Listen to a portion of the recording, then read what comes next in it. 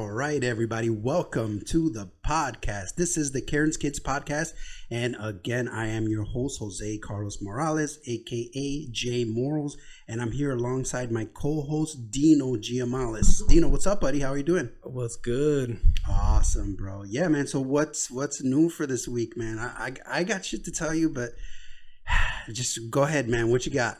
What's new for the week? Oh man. I guess recently, actually, earlier today, I was watching animal documentaries. It's called Our Planet.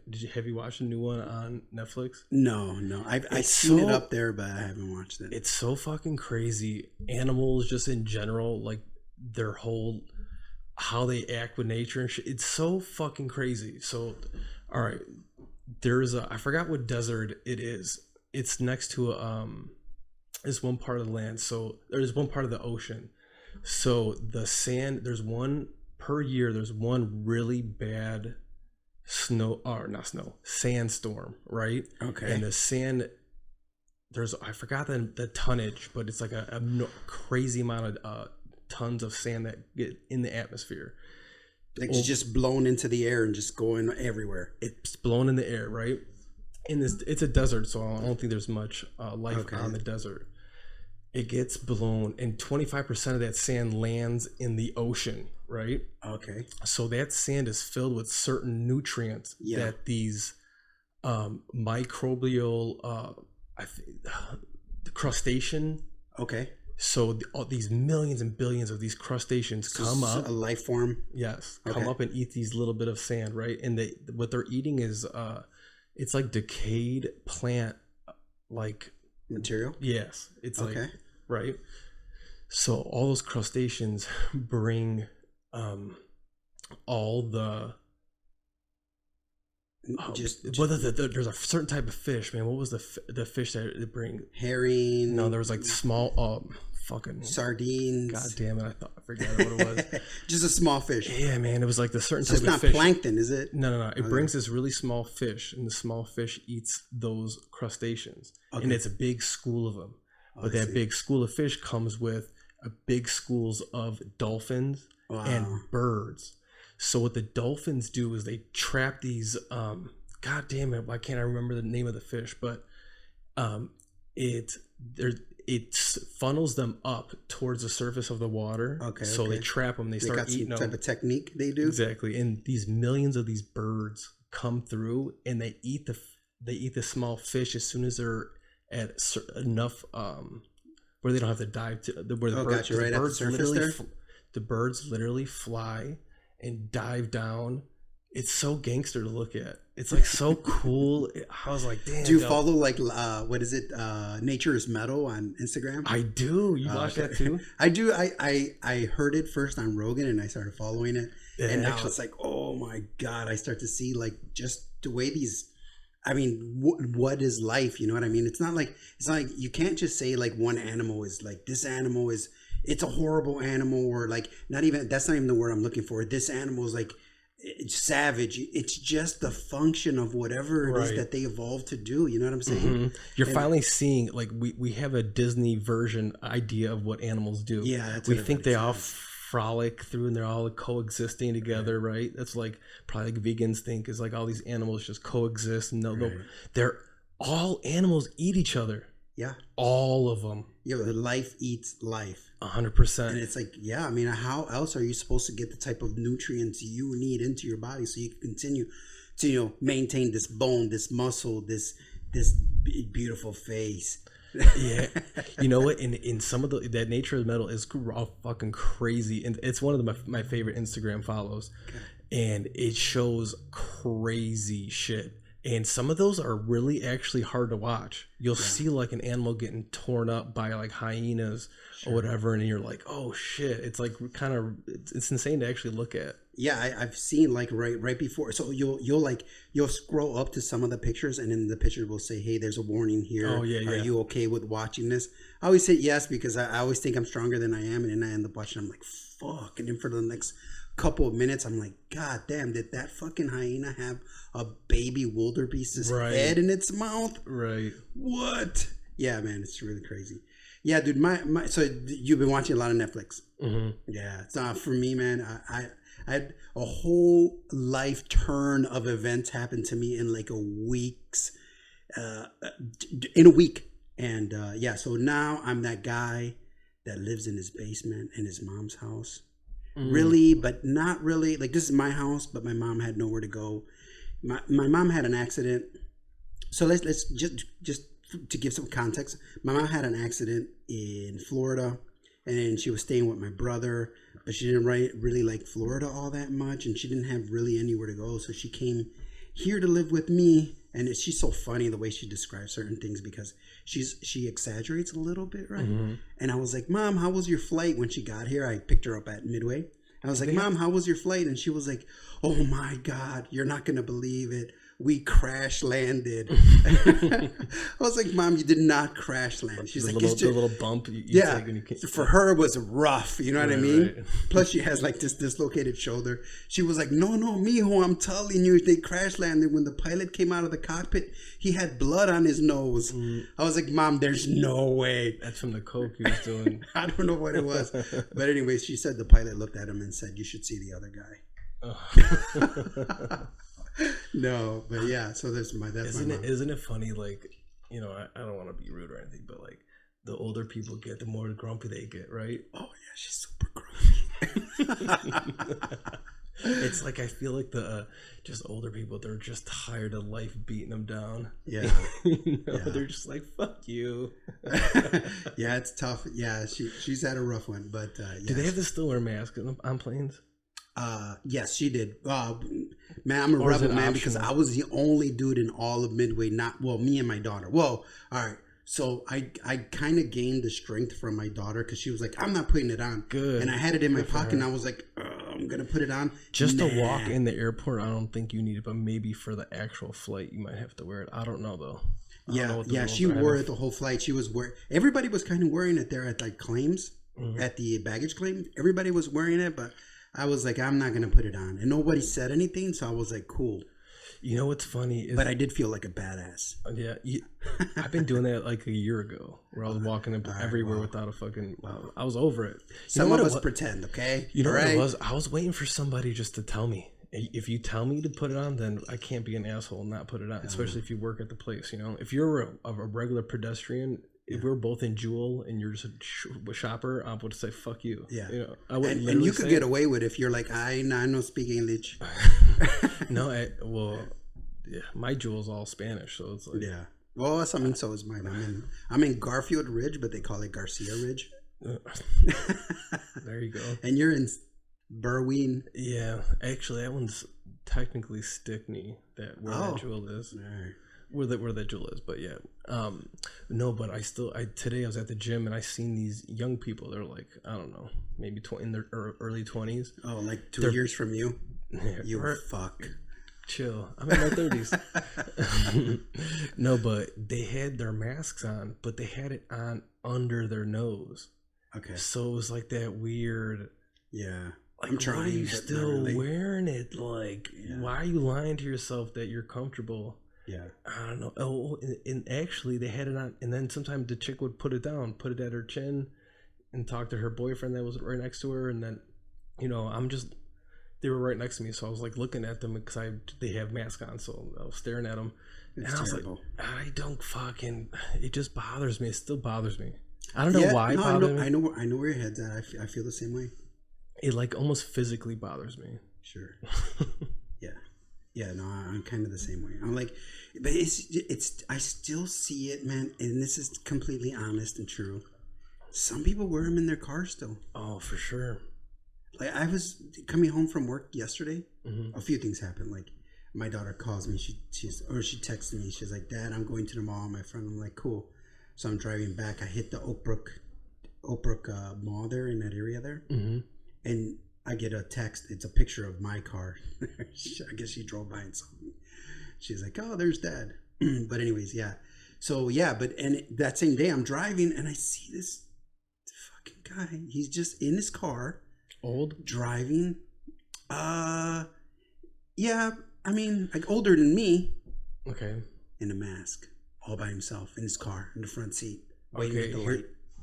Here's my question. Do you think that person has caught COVID at all? Hard to say. So what if you're a person who hasn't caught it yet, and you think that mask is the reason why you haven't caught it yet? Wow. Then you have a really small world, my friend. You know what I'm saying? So like, if you're like that person who like you didn't do much, but you still did stuff, and you wore your mask, and you never caught corona, and now it's like you're still in fear because you never went through it. Most of us are nonchalant about it because the far majority of us got it. But if you're a person who never got it, and you're still, and you think you might think that mask is what is doing it, even though it's like a t-shirt over your mouth. Yeah. Well, I can say it. I can say I don't think I've ever had it, but maybe I did. And I just really? fucking blew past it. I had it twice. Did you really get it twice? Mm-hmm. I never tested for it though. Yeah, that's the thing. I never tested. I may have had a little runny nose and a little bit of a sore throat, but the first time it was that October. I went out to a bar, and it was the first time I had gone out like since the pandemic started. It was a mutual friend's birthday. We went to this one place in Brookfield, and it was fucking no holds barred. Like it was everybody no masks. Yeah, Corona didn't exist in that bar. Nice. So we're ordering drinks, and then by the time like drinks are flowing, and then people are coming up to us, hugging us, like fucking talking to us, I could legit feel spit hit my face. Wow. And I turned to my chick, and I was like, man, we're gonna catch this shit. Yeah, Right? Or syphilis. I was like, we're gonna catch that shit. Like I was just joking about it. That was a Saturday. And then whatever, we come home, whatever. Sunday felt fine. Monday I started feeling like a little baby cold. Yeah. It was like a super little baby cold. And I was like one of those where like salt's not gonna taste right. It's kind of like nasally, that kind of like that feel. So I was like, and I told the guys I was working with Jeremy, and I was like, hey man, I got a little cold, and I joked that I had corona, right? Yeah. And I was like, I got a little cold. If you guys want to stay a little far away from me, it's cool. And then so it was fine. Tuesday, like I said, Monday was a little baby cold. Still went to the gym, was fine. Okay. Tuesday, fucking super spreader. For sure, dude. Tuesday, went to work. The cold had progressed, but like just a little bit. My energy was fine at work. Yeah. But what was interesting is that we were testing the heating systems throughout the building. Okay. So they had it on like fucking full blast. So you would go into class. It was this big science lab at Loyola University, and the classrooms would be like fucking hot as shit, and then the hallways would be cool. So I'd have to do something in the classroom, and then I was getting I felt like hot flashes. Like I was getting almost like your body's fighting something off. But I was going in these hot ass rooms, so I couldn't tell what was what. But if I didn't have to lie to myself, I feel like felt like my body was like minor fighting something off. Okay. So that was Tuesday. Wednesday, I felt kind of like the same. It was really the same, like just super mild cold. But then I ate food. And one of my favorite taco spots, I was like, damn, this food doesn't taste right. Oh, and I was thinking to myself, like, damn, this place doesn't do me like that. I'm like, this place is always on point. Yeah. So I was like, whatever. And then Friday, if I'm fine, I went to the gym Monday, Tuesday, Wednesday, whatever. And I was so it just to say how my energy was. Like my energy was fine. I felt fine. I felt just like a baby cold, like I said. So Friday comes, and then my buddy brings over a little bit of weed that we're gonna smoke, right? And I try to smell it. Oh shit! I was like, dude, I can't smell this weed, and it was like it's stale. No, it smelled like air. It just didn't smell right. So I was like, what the fuck? And then I was taking deep breaths. Right? I was like, dude, this is blowing. And he's like, you can't smell it. I was like, no, I can't smell it. That's when it all came together. I was like, oh shit, I had corona. This because at the time, this was like I said, this was in October. At the time, it was already known that you lose your taste, and you could lose your sense of smell. Telltales. So that's like I said, I never went and got tested, but I had the signs of it. So then, actually, what was weird is that for like a full month, I lost my sense of smell. For like a month, at least. My taste came back. I would think like after a week. It probably was only a few days or whatever. I'd say a week. But the sense of smell for like a month, maybe even longer. Yeah. Well, fuck. I mean, well, I'll say this. That was the first time. Yeah. Well, I'm glad you're alive. I'm glad you're here. Oh, I'm glad you survived that fucking thing. I was never worried about it. It was like I said. I didn't even think I had it. Like most people, I think there's a lot of people who had that same version of it that I had, where it was like they breezed through and didn't even know they had it. Yeah, man. Well, I'm a fat fuck, so I'll invite the fact that food will not taste good to me, because then I could lose a little bit of weight. In fact, I've always joked around. I'm like, I fucking wish that there was a way. You ever heard of like skin grafting? Like for burn victims? Yeah, like burn victims will have to get skin graft. Okay. I always fucking joke around. I'm like, I feel like if food tasted like shit, then I wouldn't want to eat it so often. So maybe they could skin graft some like ass fucking skin onto my tongue, and then everything I taste tastes like shit, and I could lose fucking weight that way. What about getting hypnotized? All right. Tell me more. Maybe there's a way. So I've seen or I've heard different stories about people getting hypnotized and what the outcomes are. So I'll tell you two good stories, the famous people that I know. First off, Mike Tyson. Okay, this was I learned this on the Rogan podcast. He at 13, when Custom Model found him and started training him at 13. Custom Model was like really kind of like a psychologist himself. Like he understood the mind. He used to hypnotize Mike Tyson. Okay, he used to take him to a place and would just hypnotize him, saying like, there's no you, there's just a task at hand, and you're a beast, and like you just give him all those affirmations of like you're a monster, like all those like. So I don't know, man. Okay, so basically just tricking the mind. Hey, man, you're not you. You're a machine. I think what it's doing, it's like it's giving. So you know how you have a natural reaction to something. To anything, it's like, when you touch something hot, your hand flinches back without you thinking about it. Okay, yeah. Okay, so what I think hypnotizing is getting to that, like, your instincts. It's like getting to your subconscious, where it's like you're playing your instincts, so then when you do react, it's that thing you planted. You know what I'm saying? So like, I don't know, like where it's like, wow. He had to get planted those instincts of like, you're just a fucking beast in the ring, you're gonna fucking take this guy's head off, you're confident, you're a god. He had that like that confidence. It's like you're just implanting all that confidence, so it's like when you're in that fight or flight, you have those things to choose from, instead of like me and you cower or something, like, or whatever it is. Like, right. I don't know if that's any truth. That's kind of what I'm thinking of it. That's what I think of like what hypnotizing would do. So like the second story is, who Rob Dyrdek is? Yes. So he's ridiculous. He has a lot of interviews where he talks about how in his early 20s, he had amassed a little bit of money. Like his skateboarding career, he peaked and he was starting to trail off. And he got hypnotized for success. Like, I think it was just like I said, I think it's just, it gives you like your brain some kind of building blocks of things that you want. So it's more natural for you to think about it. I don't know. So my point is saying that to you is, if you really want to change, this is something I thought about too. Believe me, I've had a little thought about trying to go see hypnotists for different reasons.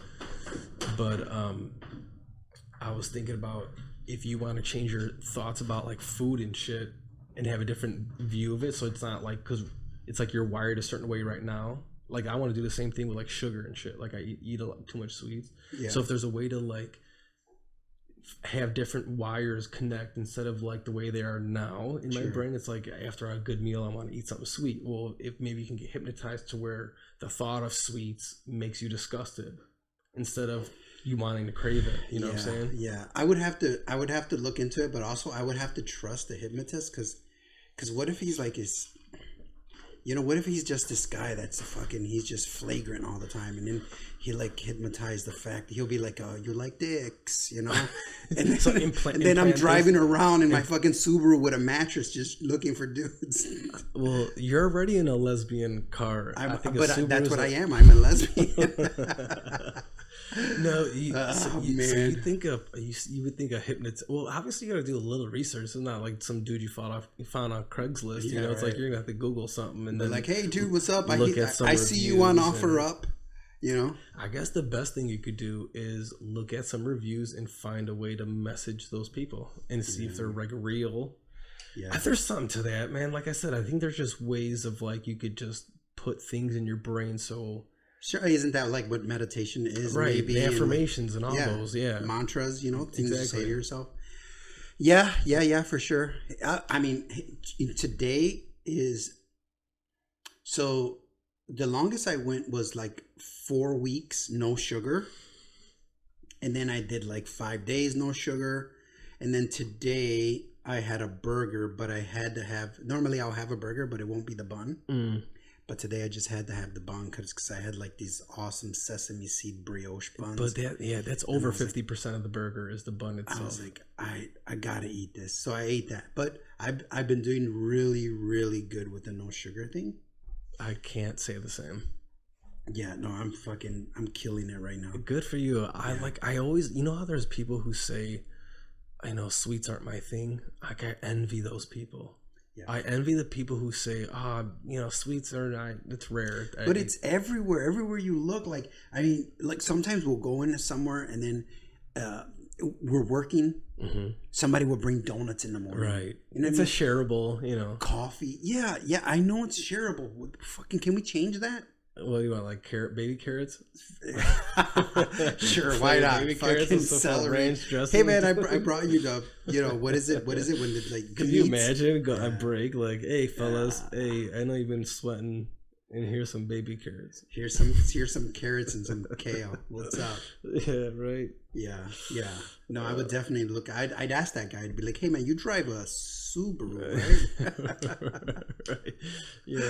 Yeah. No. I've been doing really good. I'm really proud of myself. Have you been weighing yourself? Yeah, I hit 225. So what are this you down? Morning. So what is that? 256, 26 pounds. Nice. Yeah. 26 pounds. Some of that weight that you're losing, I seem to be finding. Yeah. Yeah, I don't know. I don't think so. I know I'm really hard on myself. I can like feel when I gain 4 or 5 pounds, I can fucking feel it. Yeah. No, I'm an entitled fuck. So if like I lose 10 pounds, I'm like, you deserve this fucking donut. Do it. Although the last few days I've been doing better. I've always eaten a lot of sweets and stuff, but I've been doing a lot better. Well, you smoke a lot too, and you get the munchies. You smoke at night. Now you're all broken up. So you're like all lonely. And I used to think, okay, I know the weed definitely doesn't help my sweet tooth, but I can't solely blame it on that because there's plenty of times in my career of smoking weed that I've taken breaks. Career. If you think like for them, if you think of it as I've taken several months. I've taken as long as 9 months off at a time. Okay, that's decent.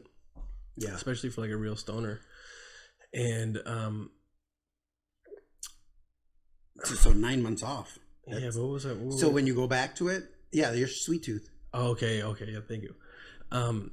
Those months that I'm off, I still eat sweets. You still eat? Yeah, it's not like I can say that maybe the late night sweets aren't more of a thing because like at the end of one of my favorite smokes is the end of the day after everything is done. I'm finally relaxed, out the shower, everything's done. That's me. And then you get real even if it's right after, especially like right after dinner, you're comfortable, and then you smoke a little bit, and it's like, I got a little room for something sweet. Yeah, so I don't, I'll do the smoking, but I won't do the eating now. But like lately, I've been like actually talking to myself. I'm like, listen, you fat fuck, you're not doing this. So get your fucking ass in bed. You gotta work tomorrow. Good. And I'll do it out loud. I look like hard. a crazy person, but you know what? It's working for me. You have to be extremely hard on yourself. I feel like I always say that, like, I'm hard on myself, but like, who's gonna be hard on me? I have to do it. You know what I'm saying? Like, you have to be hard on yourself. You do. All right. So I always say this. It's like when you were getting fat, it was like super fun and easy, right? It's like, it's fun. You eat. It's fun. Well, it's no effort. There's no effort. Good. Filling your belly up feels great because as a human instinct, that's what we want to do. We want to fill our fucking bellies up. But if you want to look good and you want to lose weight, well, the opposite of fun and easy is fucking hard. It's difficult to lose weight. So you have to understand that, like, it plays with your brain. Your body does not want to lose weight. Yeah. It's like, no. We don't know when we're going to get it. Your body doesn't know when it's going to get its next calories. It hasn't caught up to 2022 where you can go anywhere to get food, you know? And listen, I'm not like, I'm not grossly obese, but I am hard on myself. So I call myself a fat fuck, but that's only like, it's a psychology thing. I think I am psychologically hypnotizing myself. You know what I'm saying? In a way, it's kind of that, what you were talking about, Mike Tyson deal. But for me, it's like, it's lately, that's what's been working. But I have been that guy that has lost 100 pounds. I have been 100 pounds later. So you know what you're capable of. But I end up slowly going back, and not over like a year or a few months, but it's taken me 3-4 years to get back to where I was. Not as heavy as I once started, you know what I mean? But I've noticed the way people treat me when I'm thin to the way people treat me when I'm heavy. Okay, tell me about it. So when I'm thin, I get a lot of attention. Right. And doesn't that, like, it hits all those endorphins? You feel fucking good. Holy shit. Right? I mean, not only with the female persuasion, but also like my buddies want to hang out more. And, you know, and I do want to go out more often, but when I'm fat and fucking feeling disgusting, I just want to hang out in my basement and be sweaty. I know. That's what I would wish I could teach people. It's like that. It's like taking a drug. When you lose, if you're a big person and you lose your first 20 pounds, and you finally feel with that feeling of like, oh, this is what it's like to be a little bit lighter. And then, like, the more and more weight you lose, it's like that drug, it keeps hitting you. You're like, damn, I feel good. Yeah. And that's the thing. Like, a lot of people, they haven't felt good in a while. Right. And it's like, the more you feel good, the more you're like, oh, this is what people are talking about. All these fitness people. It's like, this is what they're talking about. Like, oh, and you finally, that light bulb, and it's not for everyone, but that light bulb goes off and it's like, oh, I need to keep going. And the more you keep going, and then, those compliments are like fucking fuel. When you especially see someone, it's like, oh shit, like, you lost weight. And especially like when you see that genuine face they make when they see you, like, oh shit, and you that hits you in the most fucking type of way. And you're like, oh, that's what I needed. I've been working hard, and that's it. That's what I just earned right there.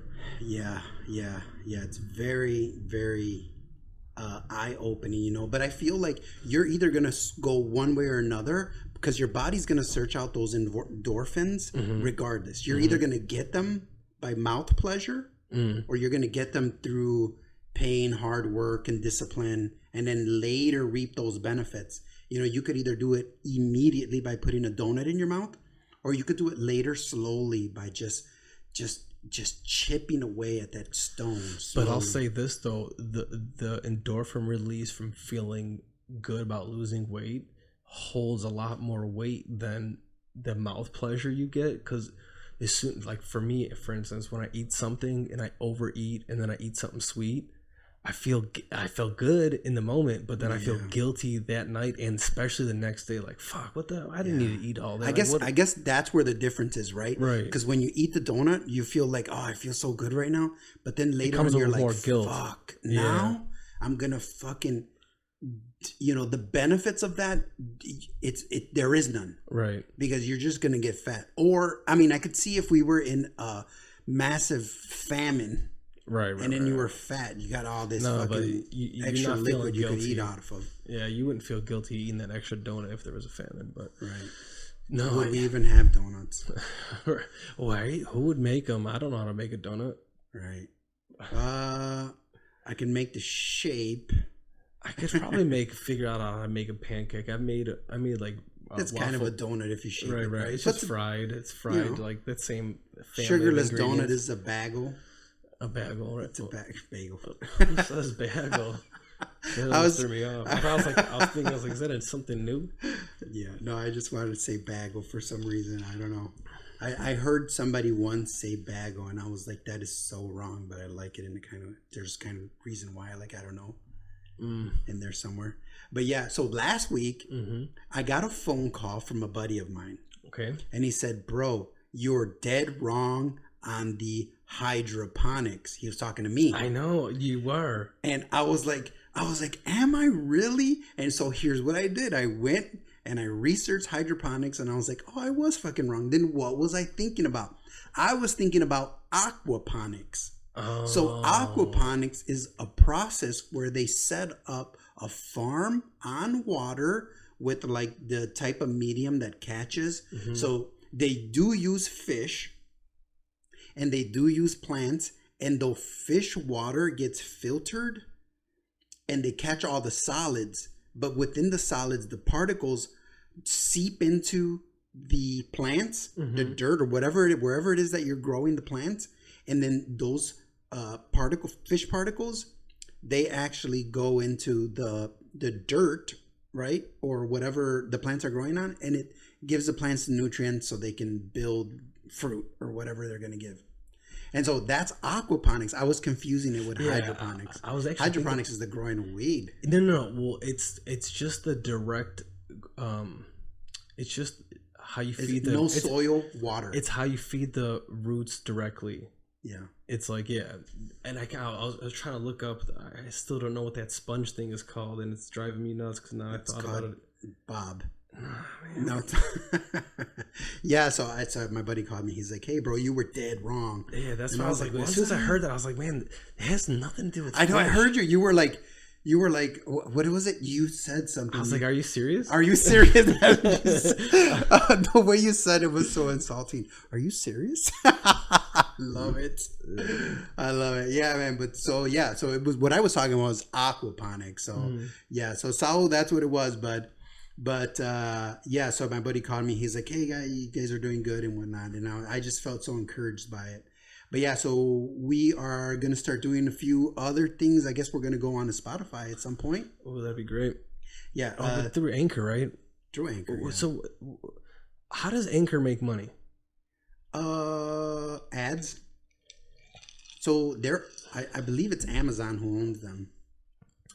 They're not making money if we put our shit on Anchor and Anchor spreads it out. Right. Ads. But we're not clicking on any ads. Not us, but the people who listen to our stuff, they are. Yeah, but Spotify's getting those ads. If we listen on Spotify, Spotify's making the money off those ads. Sure, but we'll also monetize this.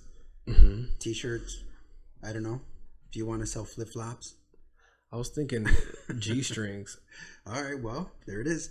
Dude, that'd be great. Edible. They taste like donuts. Sugary. I'd like to start powder. Yeah, we should start getting. Yeah, we need to start interviewing people. I'd like to get in like we'll get some in here. Yeah, like an interview.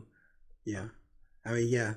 So we can get in like different kind of like we can have chicks, whatever, different. Just so we can get different like. Yeah, so that's another thing. Hey, if you're out there and then you'd like to be part of a podcast and you're a girl, because we'd like to have a female outlook. Right. Because so we can get me and Dino's just so we can break down. All we talk about is a bunch of dicks, and now we need a female in here. We need to chill us out a little bit, so we can ask some direct questions. Yeah, and get some goddamn answers. If anybody's gonna teach us how to get girls, a girl will. Right. Well, the right kind. Some might not know. Somebody's gonna be really mad at me when they hear this. You know, it's so yeah. It is what it is, right? Oh, I was just hearing how, which makes sense. it's just like how Instagram's the biggest. It's really the biggest dating website. I mean, that's how you really can find Instagram, Facebook, because Facebook will tell you right up on there. It says, "What's your relationship status?" Right? No. Actually, somebody always puts complicated. I don't go on Facebook a lot, but I got some kind of alert, and it was talking about they're trying their version of swiping. It's like Facebook swiping, and I was like, oh, they're trying to get on there like that Tinder. It's obviously they'll figure it out, right?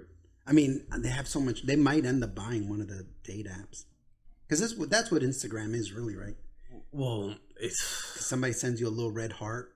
Don't say nothing. They just send you a little red heart. You know, it's funny. They what? Like they were busting on you know who Kodak Black is? I heard of him, rapper. Yeah, the rapper, and they were like, "Man, how you pick up chicks from Instagram?" And he's like, "I just send them the drool emoji." And then he's like, "Summer with is that a drool? I thought it was something else." No, it's like just saying that you're drooling over them. You know, like they're so hot. You know. Okay. And he's like, "Summer with it." Summer, you know, they'll let you know if they're with it or not. Right. Actually, I was just talking to another buddy, and he was telling me about he's been on a streak with dates and stuff, you know, through Instagram. Yeah, and he's like, dude, and this is you've heard it yourself. It's just a numbers game. That it's just like just the more you can ask out, the more chances you have. Oh yeah. That's what everything in life. Yeah. Right. Yeah. But you know, it's like if more swings you take, more hits you'll get. I wanted to ask my buddy because you know he was taking out this super hot chick, and I was like, I wanted to know, was she already like in your friend list, or are you DMing randoms from random pages that are like you notice that they're from Chicago? Gotcha. Because that'd be more of a like. That's a baller move. That's a baller, but you know what? And that's what made me start thinking is that you have to have a poppin' ass Instagram because obviously as soon as you send them something, they're gonna click on your shit. Bro, so that's Instagram how they're gonna. Sad. Yeah, mine looks. Fucking puppies and shit. Puppies, people baking bread and shit. Yeah, like those selfies that it's just your chin and you're up to your eyeballs. No, and it's God. Yeah, dude, it's just sad. I got UFC fighter, jiu-jitsu people. Like, yeah, mine's kind of weak too. I used to do a lot of workout videos. And those were like whatever. I liked them, and in my opinion, what I was trying to do wasn't really trying to be flashy. It was like I wanted just to genuinely document my fitness journey and stuff. Sure. And I never had anyone to actually film me, so I had to straight up buy a tripod, and I was like that guy who fucking set up a tripod. No one else did it at the gym. You're the only guy at fucking Planet Fitness. I felt weird. You know, you feel fucking weird, but then it's like, I want these videos, so how am I gonna get these videos if I don't fucking film myself? Right. So you fucking just get over it. Yeah. And then somebody told me nobody's fucking watching you. Oh yeah. Nobody. Me, right? I can't do it in your soft tone. Mm-hmm. Nobody gives a fuck about you. No. Well, that's right. I mean, that's what I got. That's also another point that I was like, well, I don't give a fuck. Why would I even care what any of these people think? If anything, they'd be intrigued and be like, oh, well, what's your Instagram? I'll follow you, if anything. But Dino _ lives that life. Right? Follow it. All 15 of you who are listening to this, appreciate it. Yeah. So I did meet a guy who started a podcast at the job that I was at, and he's getting a lot of traction now. Shout out to Zach. I don't remember what he said his podcast was. I wasn't really paying attention too much at that. But anyways, thousands or hundreds? He's at thousands now. Oh, nice. Yeah, he's still doing it. And for a year in, he only had 15, 16 followers. And then after that, just started taking off. And now it's to the point where he's got thousands now. Crime. He's a tradesman? Yeah. No. Well, he's I guess he's an engineer, but he does stuff with computers. Mm-hmm. Yeah. I'd be interested. Is it video or audio only? Audio only. He's on Spotify. Good. Yeah. Good for him. Yeah, he's been doing it for a while now. So well, that's the thing. I think that's the thing. You have to stay. We have to stay real consistent with this. Yeah, and dude, I love this so much. Like I told you, man. For me, it's been like every week. I'm like, oh, I can't wait till fucking Saturday comes. Right. Because even if you don't come, I'm gonna do it regardless. I'll just be on it. Sure. No. Especially if we set this up at my house. That's where it's headed. We're getting a studio. I want to get this in video, and then I'll I'll start doing a little bit more homework of like things that I want to talk about, and just, you know, or what I was thinking today, especially when I was watching that animal thing. Yeah. And I was like, man, it wouldn't be a bad idea when I see something or have an idea to just jot it down and start getting it all on my notes. Dude, I stay with a notebook. And then so that I can have like a list of things, and then I can go on it another time before this airs. Yeah. And then like formulate some thoughts on it, and then, you know, go through it. Yeah. I mean, when my mom was telling me about her trip here, she started telling me those stories. I was laughing. I was like, I just ran and grabbed my notebook out of my book bag and I started. Oh, is it good? Down. I was like, so I gotta write this down. Yeah. I stay with a notebook. But yeah, so even at work, like sometimes I'll be rolling out a wall. Have you ever written out your goals? I've never really done that. Maybe like short-term stuff, just to keep it in mind. Like, hey, don't forget your mortgage. Mm. Well, there's a lot of people who say there's something important to having your goals actually physically written down. So it's like it's no longer in your brain, you're bringing it to the physical by actually writing it down, you know? Yeah, I mean, I guess I could see that because you're thinking about it more often, you know what I'm saying? Are you talking about The Secret? I don't know. Is that on there? I don't know. So I've seen those. I've watched that, and there's that. That's kind of like I feel like that's a corporation version of that idea. Like there's something to like thinking about the future and think about things fully hard and trying to, you know, people manifest, like just mapping out your future through your mind. I think there's positive to that, but the way that book and movie came off, it kind of seemed like a corporation. Did you watch it? I did. Oh, you did? Okay. I did, but I just can't. I don't remember like a lot of it, but I know like the gist of it. I think I might even watch it twice to be honest, but okay, it was a while ago. I think there's something to it, man. There's something to like. So you think I should like do my vision board? I should do a there's vision board. People, you know. So when you were rolling that blunt, I gave you a board there. One of those. Is that where you put your? Maybe that's what I should use. Maybe that's a vision board starter kit right there. With the like cut out magazines. What would you cut out? What would you put on there? Definitely a Porsche. A Porsche. I don't see you as a Porsche guy. Don't tell me minivan, bro. I'm gonna cry. No. Don't say Chrysler Town and Country. Let me think. You look like Aston Martin. I don't know. I'm thinking like a muscle car, kind of like I could see you on that. Okay. I don't have one specific. I like it. But like you're Fast on that. and the Furious. Yeah, maybe like a really. I don't want to say Charger because like. Do you see me with like a big old dookie chain? No. Yeah, I don't like. You never came off at like a gangster. Yeah, I was just thinking like the Fast and the Furious. What's his name? The main guy. Family. Yeah. Dude, Vin Diesel, man, he's fucking something, that motherfucker, dude. Yeah. All right, so I'll tell you about. All right, so I think it was Fast and the Furious. I think it was this.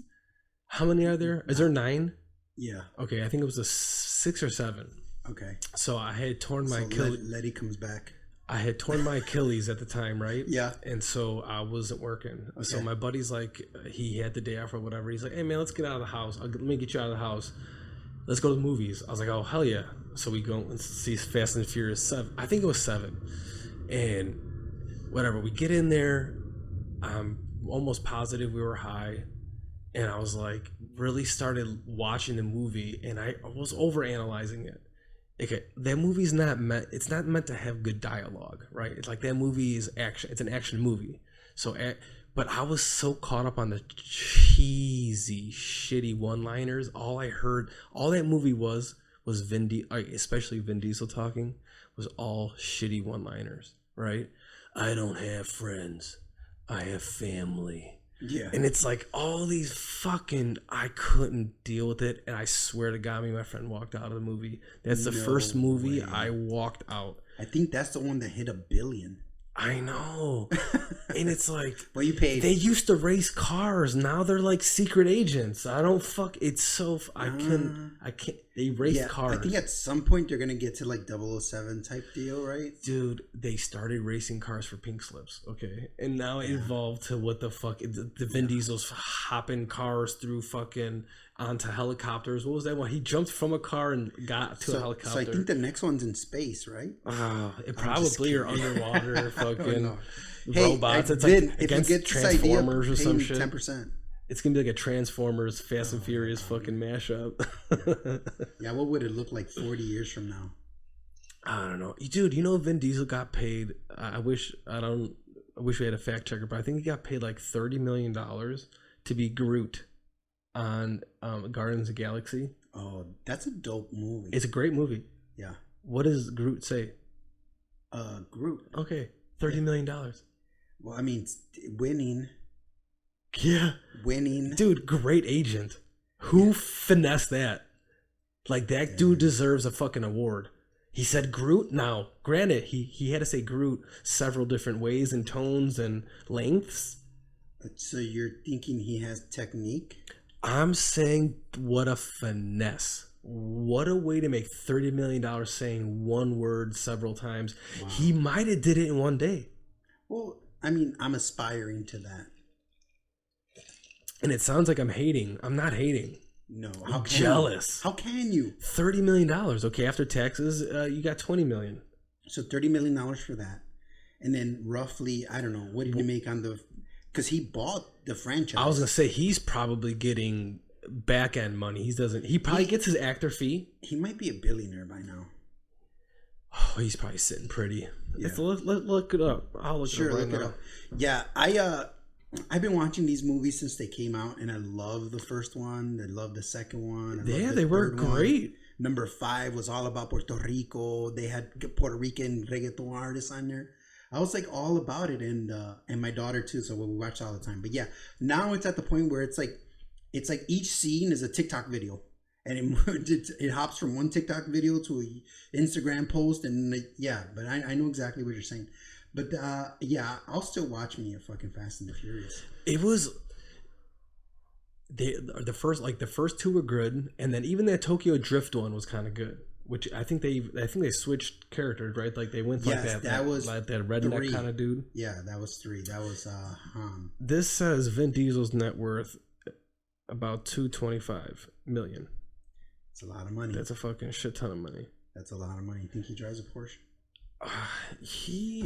I would imagine he has some of those fucking cars from those movies. Oh yeah. I did hear something kind of cool about it. There's a scene, I think, where all these cars are falling from the sky. I think they're falling out of like a carrier plane or something. Okay. They really dropped cars. They bought a bunch of cars. I don't know if they were a bunch of junk cars and whatever, but they really fucking dropped cars out of... I don't know if it was helicopters or if it was a storage plane. Wow. So they definitely spent some money. I mean, how do you pitch that? I think no. I think they sit in the board and they're like, okay, last year's movie was great. We had $100 million or whatever. Now we got to double that money. How do we top it? All right, hold on. We're going to start the scene now. So, Mr. Vin Diesel, what are we doing this time around with the movie? Do you think that he actually... I don't think he comes up with it. I think there's people... bro, he has to come up with it. You think so? I think there's writers... No, there's writers of the movies, though. That movie has a bro written all over it. I don't think he has his hands on any kind of like... what's the word I'm looking for? Like, I don't know. I think he just bought it as a business. He doesn't have like the creative side of it. Maybe he directs some of the... I doubt it. He doesn't come off to me like... He used to be a bouncer, right? Right. And now he's a movie star. They don't give him a lot of lines for a reason. He's not like an actor, and I don't think he's like got creative perspective on things. I think he just is a yes man. Oh, you want me to do what? Oh, okay. I do this. Yeah, he's like, I don't have friends, I have family. Yeah, dude. And you see there's so many memes on Instagram and all the memes about the family, there's cartoons made. It's so fucking funny because he says the word too much. Yeah. It's like that's a key word of the movie is family. Yeah. So, dude, when I first heard that, it resonated with me so deep. I was like, yeah, I don't have friends, I have family. And then, so I bought the next ticket before it even came out. Did you really? Well, I mean, not. Are they making another one? Not, dude. I don't think it's ever gonna stop. Why would it? Everyone's a hit. Yeah, especially in China, right? China is a big deal with that. Yeah, yeah. Well, you know what happens there. I mean, if a movie makes 30 million here, it makes 100 there, and then it grosses. And don't they? I think they all clap in unison as soon as the movie's done. Probably. Man, isn't it crazy to think about other people's culture? Like we can't even. We're always seemed like we're arrogant, right? Like we're kind of like we are though. But we are though. But they're trying to change that, right? But is that a bad thing? Like America, like that's a thing we should be fucking proud. The powers that we don't like it. We're the best. Listen, our country's full of problems, but there's no lines to get in any other countries but the United States. No other country has a line of people trying to get in. Right. United States does. Right. Tens of thousands every day, I'm sure. And trying to sneak in. So we're doing something right here. Yeah. You know, we have a fucking ton of problems, but dude, you can go get a cheeseburger at 3 a.m. Right. You know? Comedy clubs. Maybe not like everywhere across the country, but like if you're in a major city, you got the chains that are... I mean, Chicago for sure. Dude, if you want a burger at 3 a.m, you'll get a burger at 3 a.m. There's Greasy Spoon, but we also have like fucking grade A burger places. For sure. Bars. There's like, there'd be a simple little fucking dive bar and they'll have like dope ass burgers and fucking tater tots. And the other countries are trying to adopt our culture. You know what I'm saying? Like United States is the dominant culture. You know, like they watch our TVs and our TV shows, and they watch our movies, and they try to be like us. Yeah. So. Yeah. Yeah. Well, I mean, when we have that, because we have that liberty of like, we have that liberty and that freedom of creativity, and of course we're going to innovate, right? Because I mean, you have that, whoever the first kid was that put fucking wheels on a surfboard and started going down the street because the weather on the waves was not as good, right? Right. And he developed skateboarding, and you know that whole Dogtown situation where they changed the wheel, they made it polyurethane from the hard plastic that it used to be, and now they started basically riding pool walls, right? Swimming pool walls, right? Yeah, I mean, just did that thing that every culture needs art, and then that comes with, you're allowed to be creative when you have freedom. If you come from a place that doesn't have freedom, creativity is the last fucking thing on your brain. If you come from a communist country and some of these really poor, you're just trying to eat. That's right. The only thing on your mind. It's like, how do I eat? I'm just trying to get this money. Right. So like, how could you think about art? You can't think about anything creative. Like, can you try to explain an art piece worth $100 million to some African country, like some African country that has nothing, barely have running water? You're gonna try to tell me this piece of artwork's worth $100 million? Can I try? That could change the whole fucking country. Go ahead. All right. So I would point to the art piece, then I would point to him, and I would say no. They'd be like, wait, this piece of paper could build this whole village. Could be the whole infrastructure. You want fresh water? Hey, I heard that not Kanye, that Akon. Remember Akon? Yes, I heard that too. But go ahead. I forgot how much money he invested in Africa, but he gave like 300 million Africans electricity. Yeah. So wherever he's working in whatever country, he's trying to build like a civilization there, and I think he got $1 billion. Yeah, to like build a town. That's interesting. Akon's killing it. That's what I heard. This might be completely wrong, and it might be all bro science. I'm sorry. What can I tell you? I'm a fucking idiot. But nah, it's cool when you hear things like that, because it's not crazy publicized, and you don't. I mean, I haven't really seen Akon in the public's eye in a while. Like I don't know if he's still making music. No, but what's cool is that's how you know someone's real. Is like, isn't it so funny how some of these Instagram videos, their fucking good act just happen to be caught on camera? You know, it's like, it's almost less about the good act and they're just trying to look like a good person. You know what I'm saying? Right. So I like when you stumble upon hearing about how somebody donated something or is doing something, because that's a real G move, is when you're not posting about it, but people hear about it and now they're interested, and now you just got a new level of respect. That's how I feel about the Akon thing. It's like, I never heard, you know, like a news bulletin about it. I just happened to hear it like in I don't know, like a small, I don't know, website or something. You know what I'm saying? Like, it wasn't like on his Instagram. It wasn't like, I don't know. Yeah, like so my mom watches really obscure videos, and so she really loves Instagram. I'm sorry, YouTube.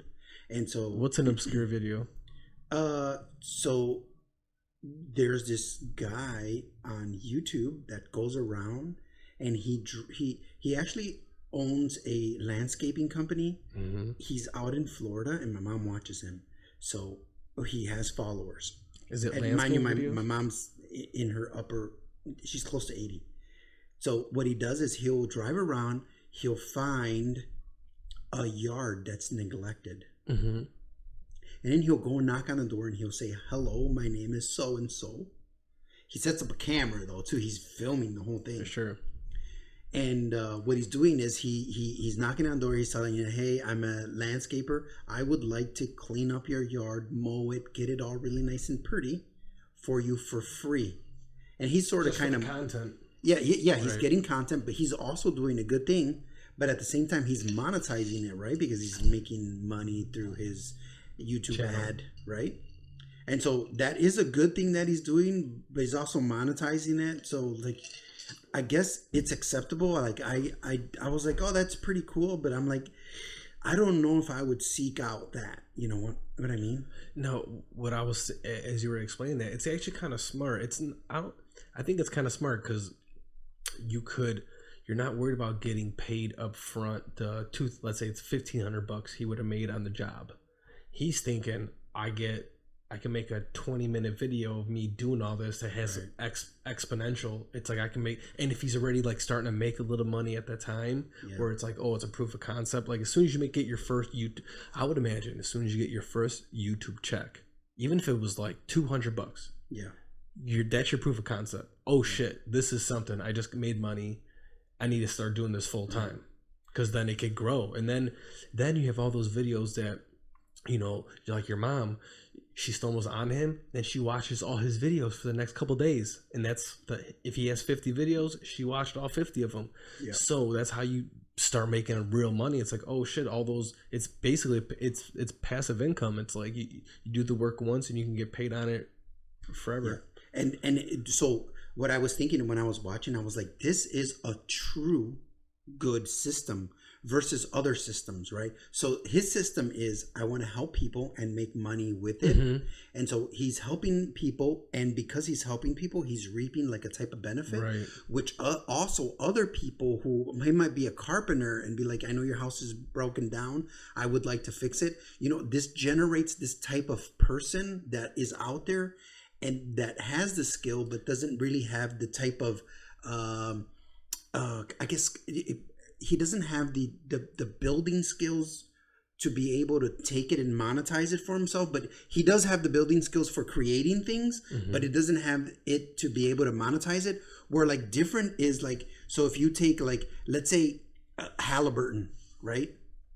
So like Halliburton builds guns, right? Their system is to make more guns.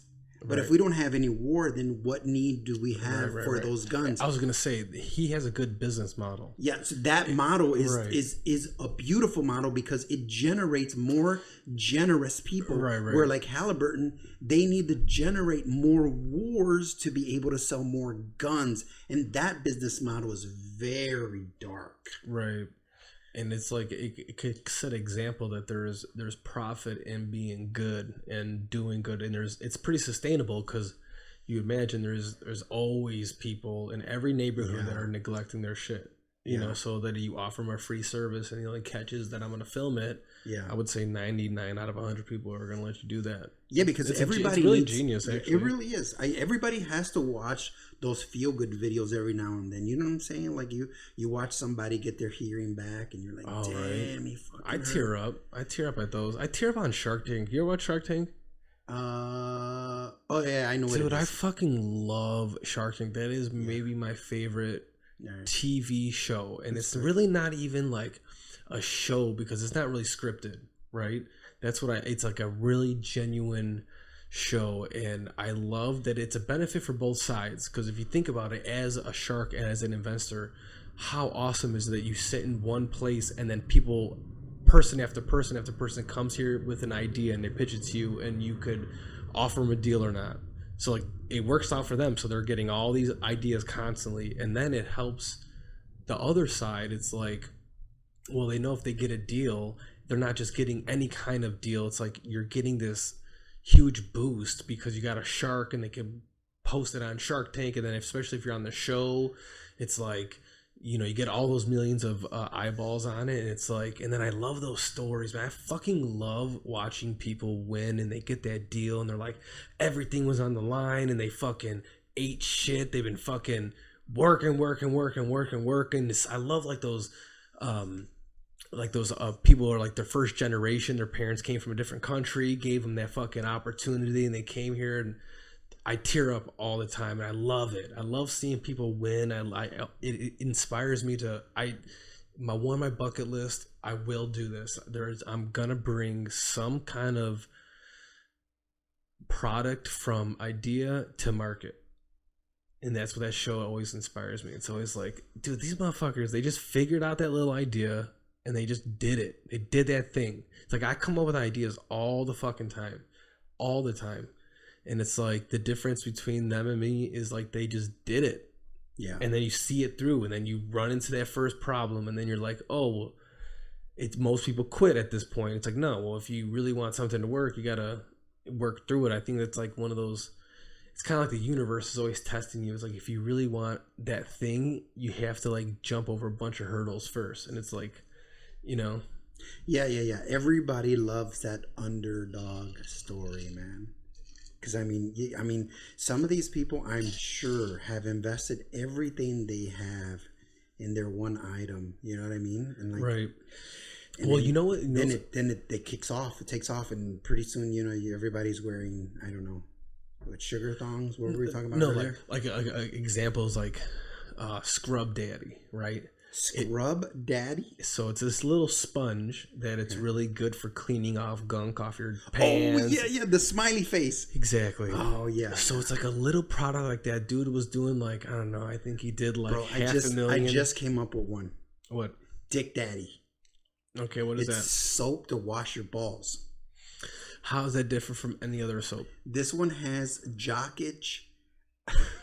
Anti-jockage? Anti-jockage itch, like medication, but not so much that it could, you know, harm you in any way. It's just like it's like a barrier to help you keep it away. Is this a special formula? I don't know, but is this proprietary? Kevin would say, is this proprietary? What does that mean? Does that mean, is it only you can make it? Like you have the only ingredients and no one else can mimic it? I don't know. Like if bottled water isn't proprietary. One, but here's what I'll do. Mm-hmm. I'll create this story. So you're trying to build a brand. I'll create this because everybody loves the story. Your parents got to be from a different country. Dude, I'm there. Okay. My parents are from another country. Okay. And they both of them had to work 3 jobs a piece. At one time. Fucking check. Okay. All right, next. And they sent you to some kind of college. But they sent you to some kind of college. Okay. There would be fucking, can it be like a daily college type deal? It's got to be a Universidad Day. Can it be like one that's not like accredited? Mm-hmm. It's like, you know, like Phoenix? Like DeVry. Can it be something like that? What about what's that one? It's like Forest... The only difference is I signed up. I forgot which one it was. That one? Yeah. All right. I forgot. It's the one that costs $4,000 a year versus $44,000 a year. Yeah. Yeah. Hey man, whatever education you could get it. Whatever it is. Does that matter? Okay. Does that matter today? Having a college degree? No, I don't think it's ever mattered. But it used to matter. It matters. It matters if you want to be like part of the club. It definitely mattered. I feel like in the 80s, 90s, especially like 90s, early 2000s, like having that right degree definitely mattered. But now with all these fucking TikTokers and internet people making money on the internet, what the fuck do you need school for?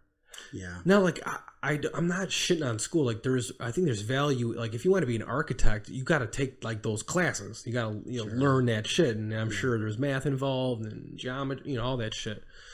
And so that makes sense. You want to be a doctor? Well, you of course you got to learn the books. You got to know the fucking all that shit. It's like, but I think.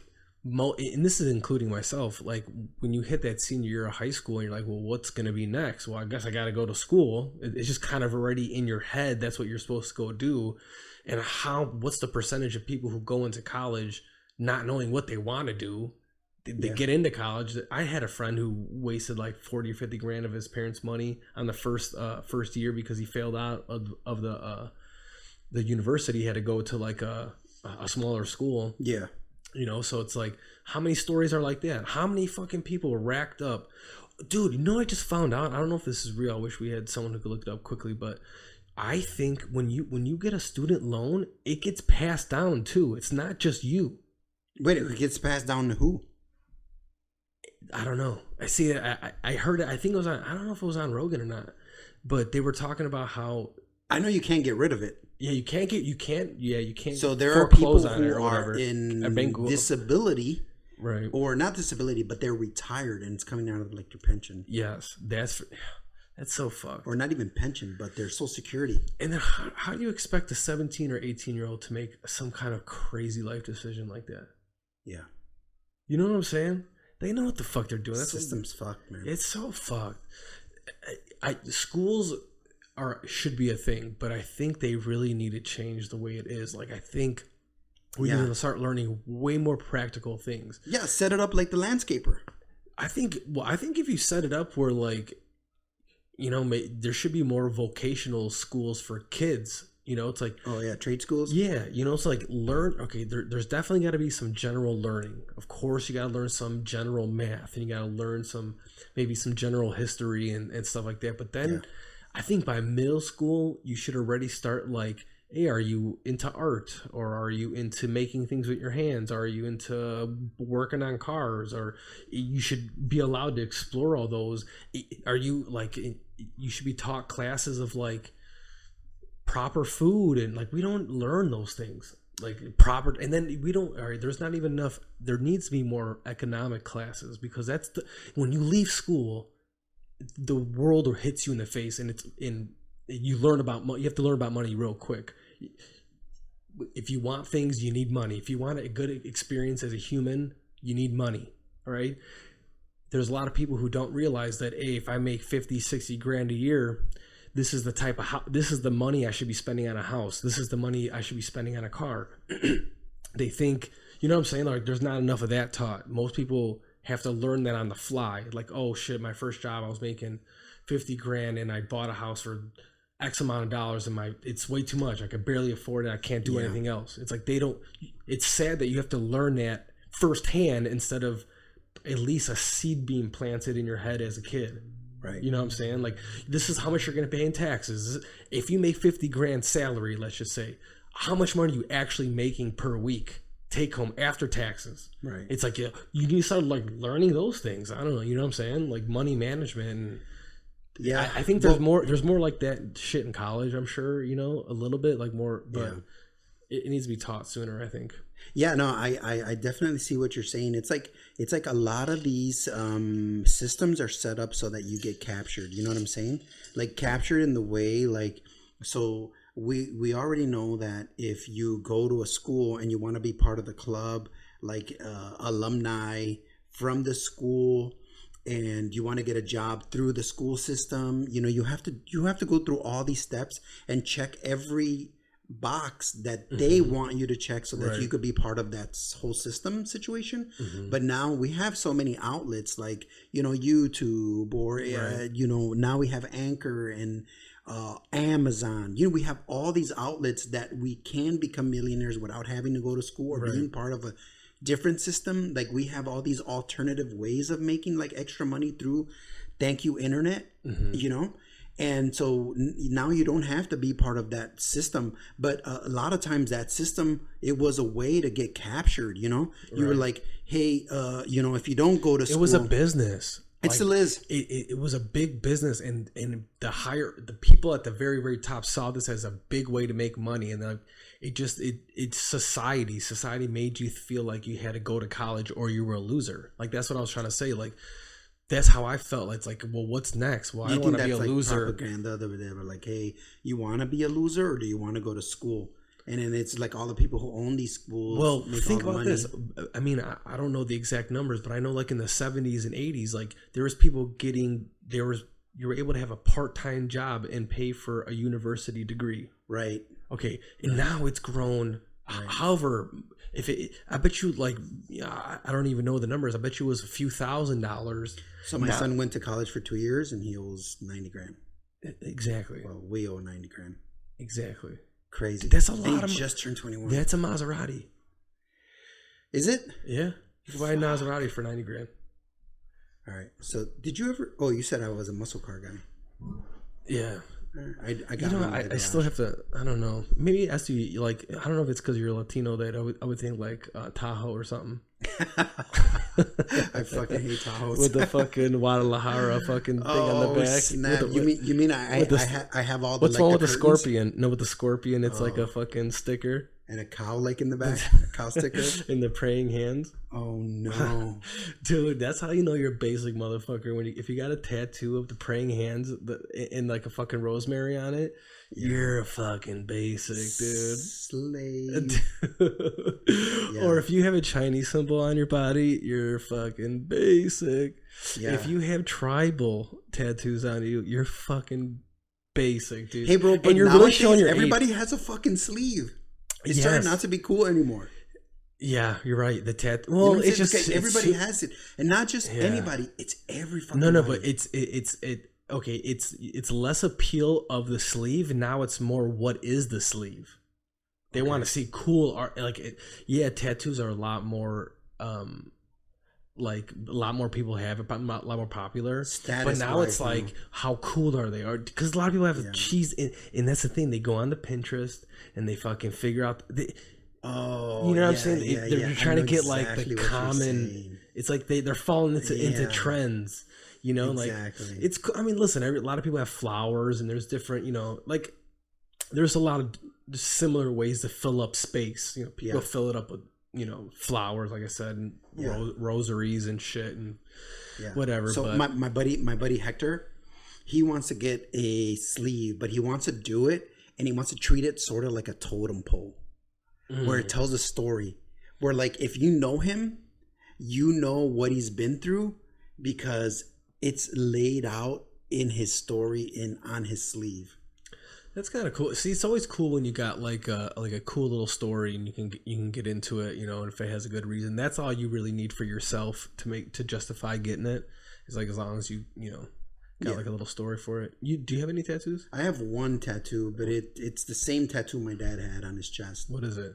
It's a sailor tattoo, and it's a tattoo of a sparrow. So my dad's tattoo carried it's a barn swallow, and then it carries it's like a biblical thing, but all sailors use it as like them crossing the ocean, a symbol for them crossing the ocean. And so my dad carried like the peace symbol, but also in the Bible it talks about how Moses let out ravens and the ravens never came back, but then he let out other types of birds and the swallows came back with an olive branch, and he noticed, hey, now the whole world is not made out of water anymore. There has to be land somewhere, and there's foliage growing because that bird is carrying nesting in its mouth.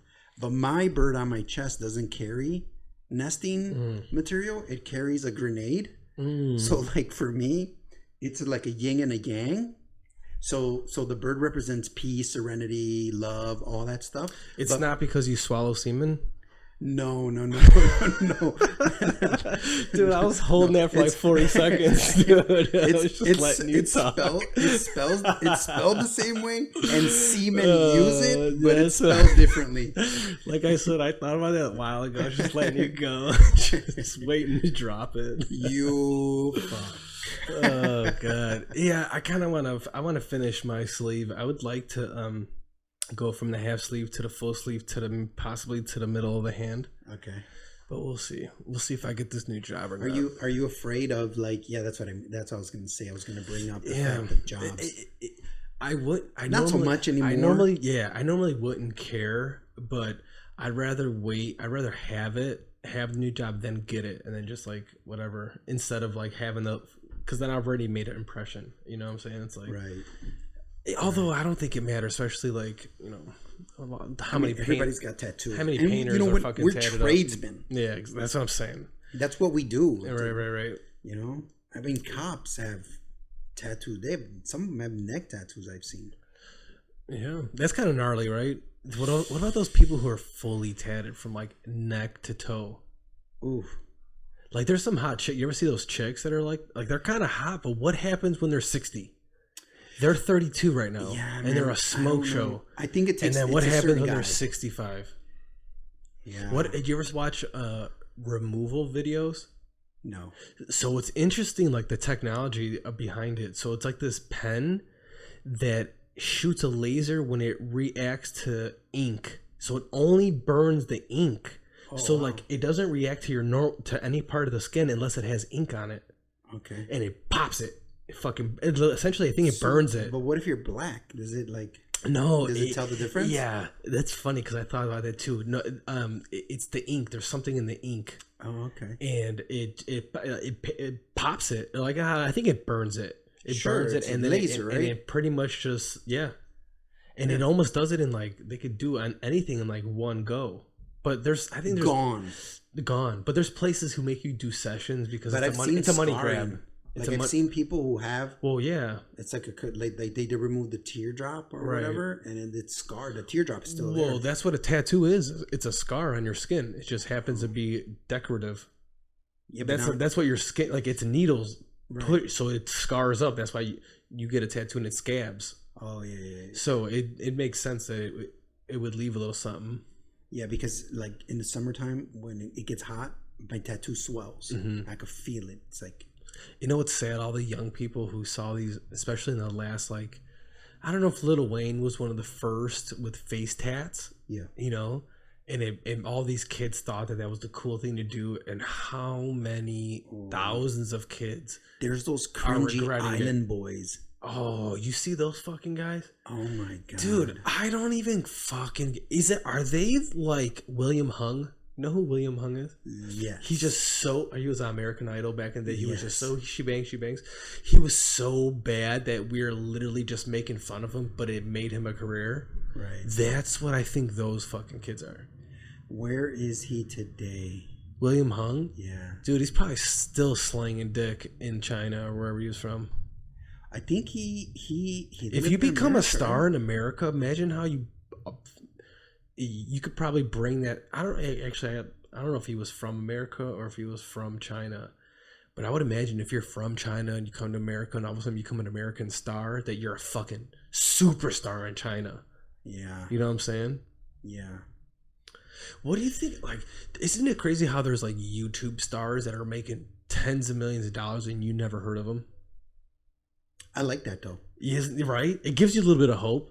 It gives you hope, but there's a freedom to it, right? Right. Because I mean, Tom Cruise, he's a slave. Wait, how'd you jump to that? Well, okay, so Tom Cruise, he cannot be out. Yeah. He has to. He's a slave. Oh, I see to what you're hiding, saying. you know Oh, what I mean? fuck. Right. Yeah, like that upper echelon of, they can't go in normal Johnny places. Depp. Oh, right. You know, Like LeBron James, all those people, you they can't go just go, anywhere. or like Eminem. But like, if you're you can't. obscured and you're a millionaire, there's only a set amount of people Right. who know you. You could just be yourself. Well, yeah, and sit at Starbucks. And it depends. Like, are you cool with making like $1 million a year? Because there's probably a lot of those YouTube people who are making I'll like answer a nice. that. Yes. Right. So if you're cool making your small, like if you're a person who generates probably, $250,000 to $1 million views on each video you post per week, I would imagine you're making $1 million a year. That's such a gravy level there. Right. But that's what I'm saying. Like, it's such a low level that you could stay under the radar and be a mild celebrity to some people, or just not even worry. But I would like to get big on YouTube, but I don't want to be famous where I don't want people to know who I am. I just want to fucking have that money.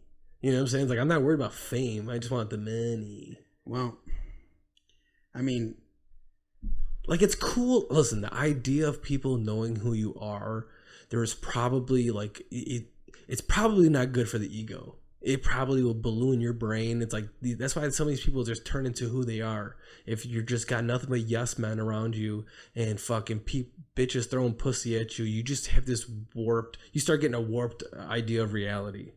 Right. So I would hate to like any number of these fucking rock stars that just get everything thrown at them. It's like, you just turn into a different person. So I'd rather just be I'd rather be unknown. Just a little known's kind of cool. You want to it's kind of cool, right. I guess, that if you walk into some place and people know who you are. But I wouldn't want to draw a crowd. Like Justin Bieber, like he goes to a hotel and he got hundreds of people sitting out his window. They find out where he's at. You know what I'm saying? It's like that's so crazy, dude. Yeah, that's so crazy. That type of celebrity comes with such a yin and a yang, right? But at the same time, is it worth it? Right, because you have power, you have influence, but then like you can't just live a normal life. And how do you not fuck all of them? Fuck all the girls. How do you stop yourself? Is it like you just fuck so many that eventually it's like anything else, you eat at your favorite restaurant over and over, then it loses its appeal to you? Does that happen with pussy? I would imagine so. Yeah, I'm sure. And then that's why you get to those billionaires who are into really kinky, weird shit, is because they've just been getting top class pussy for so long that now they need to be kicked in the balls. You know what I'm saying? Like, it evolved so much that like threesomes aren't even enough. Like 2 bitches isn't even enough for you. It's like, that's boring. I've had hundreds of those. That's not even do it for me. Now I need a dominatrix chick to like sit on my face and spit on me. Like, that's how it evolved. I feel like that's what happens. Like, it gets so evolved to where like that's because your kinks would have to change if you got your kink all the time. Yeah, it would change. But I feel like those things are like, they're situational. So like, for instance, it depends who you are. If you're that guy that's always gone crazy, I think you always go crazy. I'd like to think that I would be like subdued. I'd be like that guy. Oh, that's cool. I'm not into that. Maybe it'd make you more of who you already are, is what you're trying to say. Yeah, probably. Yeah.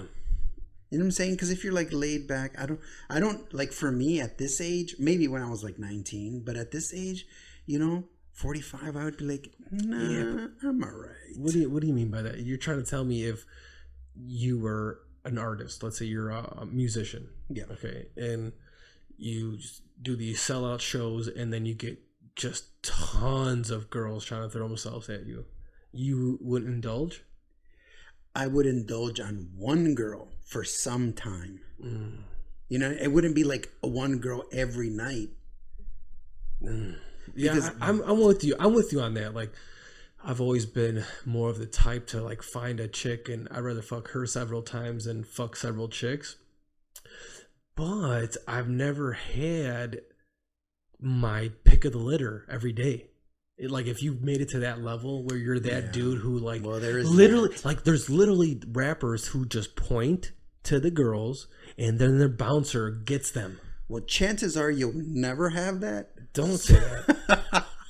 Don't say that. I don't like to like speak those things out because now the universe, no, that will happen. Okay, that will happen. But I'm just saying. What I'm trying to learn is not to always think with the little head. You know what I'm saying? But you gotta have your fun, man. You only have one life to live. Sure. And right now I'm young, full of piss and vinegar, as they say. You know. Yeah. So it's like, if I have the chance, I'm getting it. You know, like all of them will get it. Okay. You got to be safe about it. You know, you're not just raw dogging all these chicks. You know, like you have to be fucking. You can't be stupid. Like, dude, I can't believe these motherfuckers who just bust nuts in random chicks. It's like, what are you thinking? Yeah. Like, well, they're not thinking, right? Or yeah, that's true. Right. And isn't it true? Like, it's so true for you. I'm sure it's true for every guy. As soon as you nut, if you let's say like if you nutted in that chick, you will immediately feel guilty. You're like, what the fuck did I just do?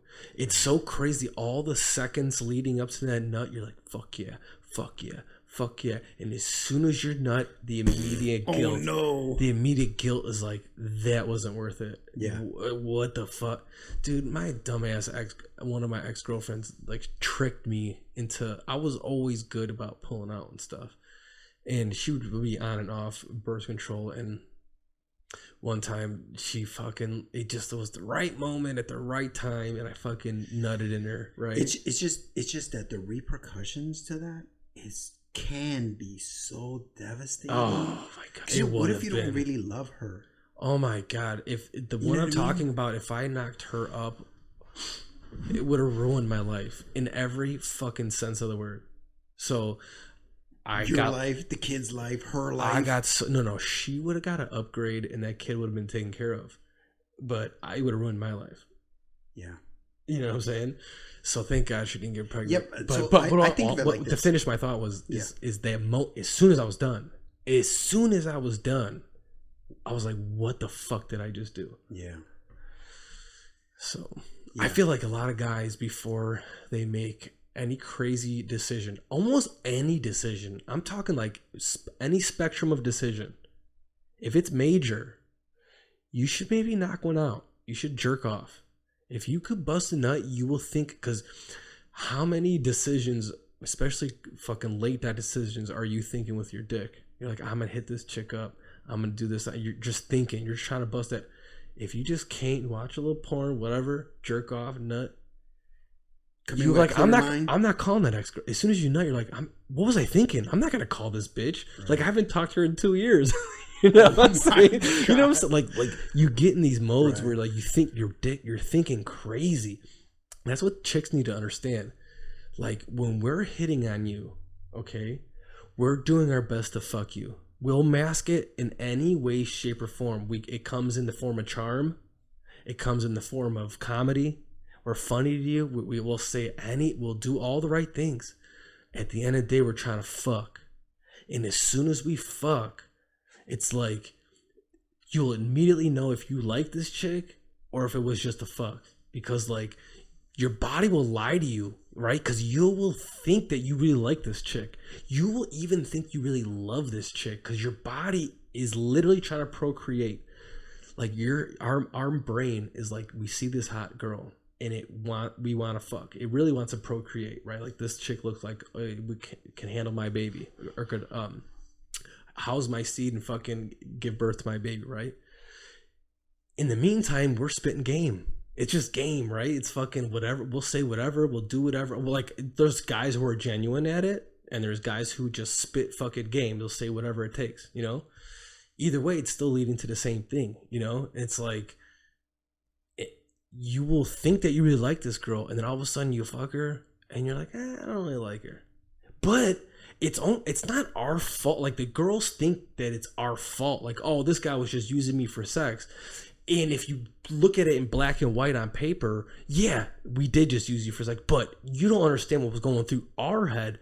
Our brain was trying to convince me that I liked you a lot. That's why I did the things that I did for you. I took you out. I was being flirtatious. I did all those things because I thought I really liked you. And as soon as I came, my body, like, my brain would be like, okay, mission accomplished. It wasn't like, it's either if you're really attracted and you really liked her, you want to do it again, or if it was just the natural like release. You know what I'm saying? So it's like we get blamed a lot for like the fucking and ghosting, but it's almost like we get our own brain tricked us into liking you that much and doing all that effort to fuck you, and now we fucked you, and now it's like, ugh, I don't really like this chick like that, and you immediately start pulling back. You know, it's like, yeah, I feel like men go through stages, and I definitely wasn't I was at that stage, but I was married at the time. mm-hmm.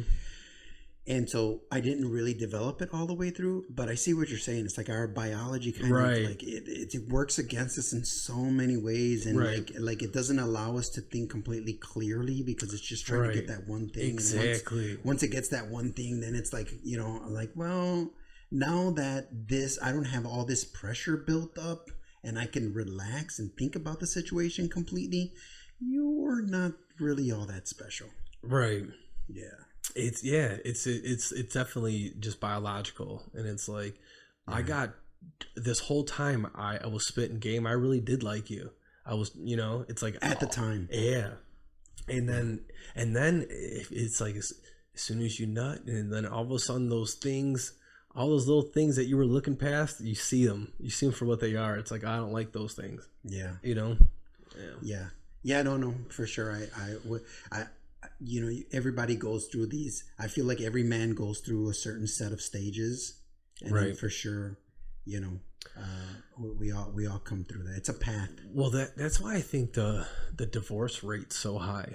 I don't know if we even brought this up already, but I've talked about this before. But I think a lot of guys, they get tricked by their love for that sex with that person, or like. Let's say you're kind of a nerdy dude, and in your later life you land yourself a good job, and then all of a sudden you're starting to get like girls are hitting on you because they find out that you work for whatever whatever the job is. They're like, oh, this person's got some money.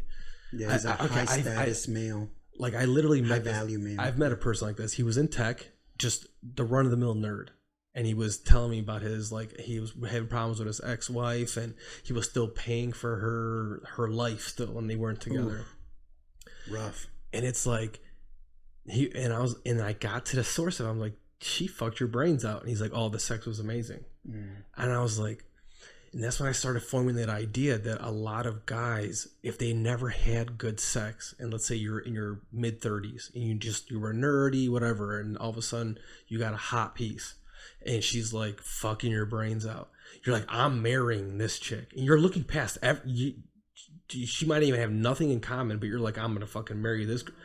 Those are the guys who get divorced. It's like they finally found someone who fucks their brains out, but they're not happy, and they realize that after 3 years of banging, it's like, okay, sex is cool, but it's like all sex kind of loses its like original spice. You know, it's like when you meet somebody the first bunch of times you're fucking, it's the best, and then after years it can still be good, but it's just like it tapers off. It's not like it was so exciting in the beginning, and then they realize how unhappy they are, and it's like I feel like the divorce rate's really high because of that reason. I think like a lot of guys marry the first girl who really fucks them.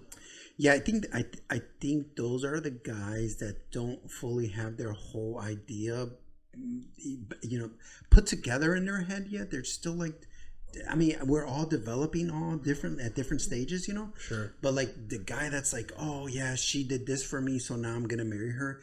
Those guys are always gonna be fuck ups. They're always gonna fuck that one part of their life. Because I think, obviously, I was super young. I was 19. Right when I had my first kid, and she was 17.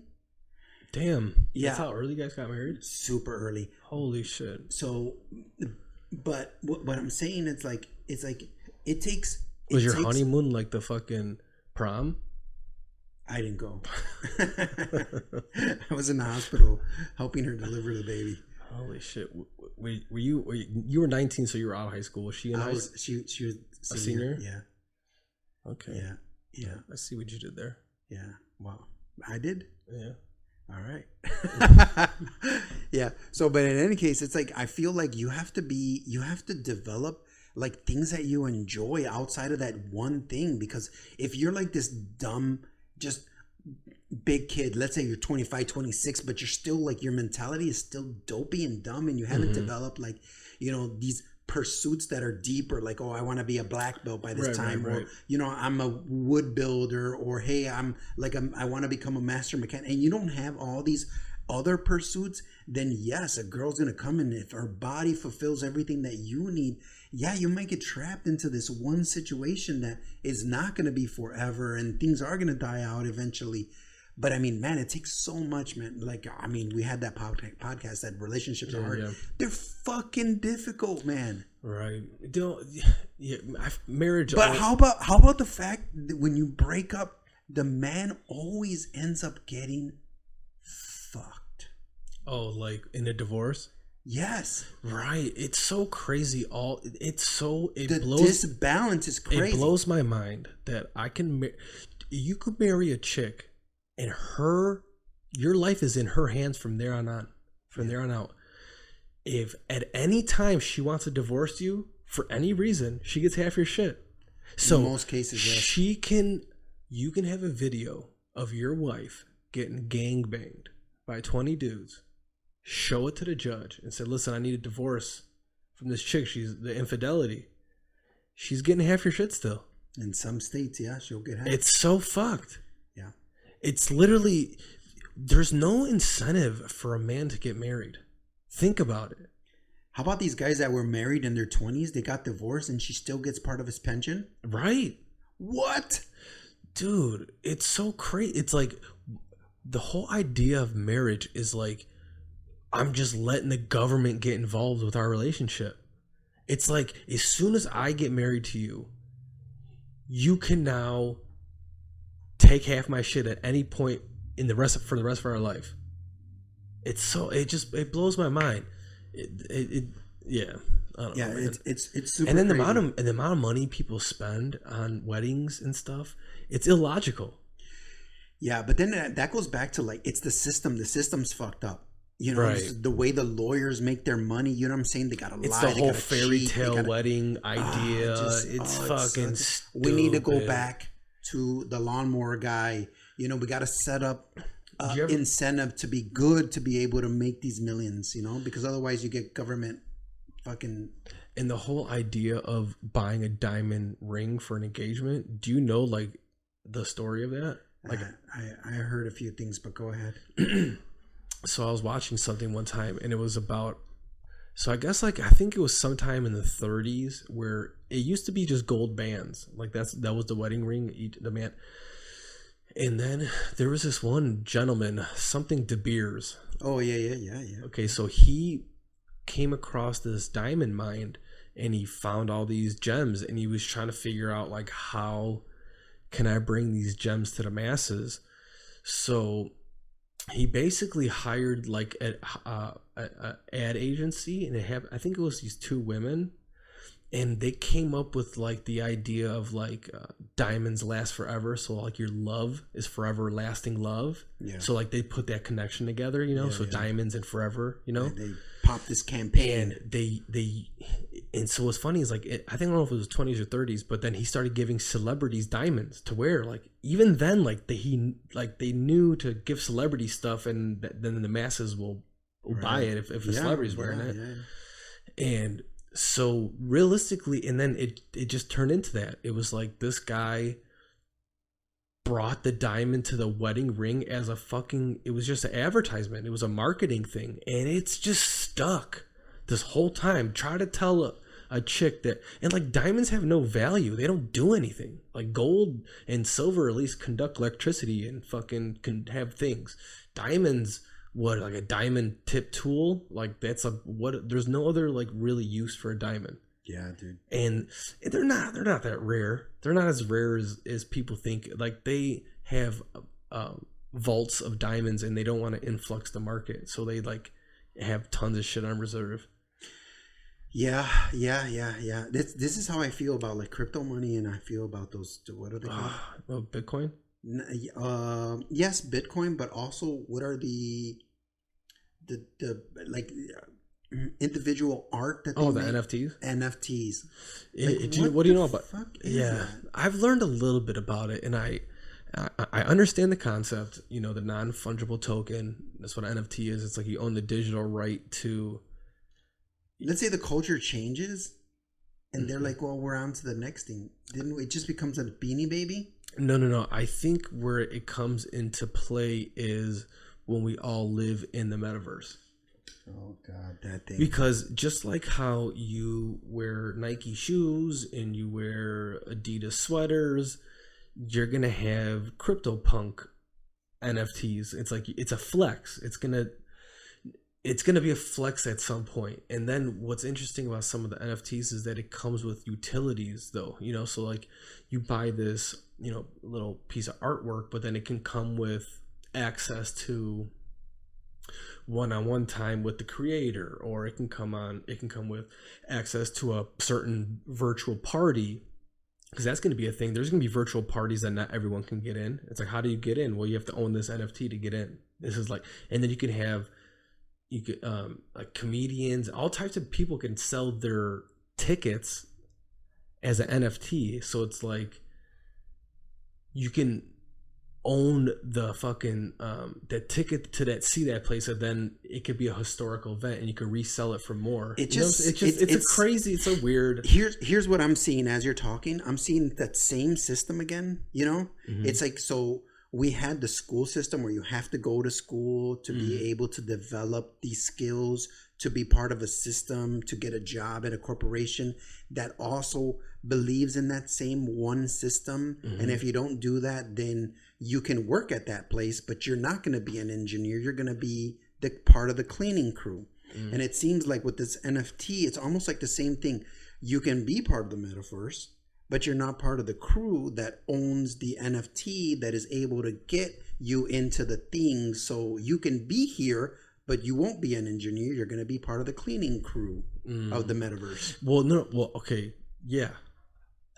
You can buy NFTs that are worth nothing. I would say well over 90% of all NFTs will be worth zero, because right now it's just one of those things. It almost seems like it's a gold rush and people are just trying to get in and just buy things because they hear about these crypto punks and these fucking cat fucking ones that are just going for hundreds of thousands. It's like, oh, well, I want to buy this thing that's a couple $100, and then hopefully it turns into that thing, But a lot of these are just pump and dumps, meaning there's a smash and grab. It's a creator creating, thousands of them. They can go to certain celebrities and say, hey, I'll give you X amount of my NFTs, just promote it, and then you start a mint price, and then people try to resell it like day traders, Right. And it's like all the people who got in early can make the money on it. That's why it's like the pump and dump.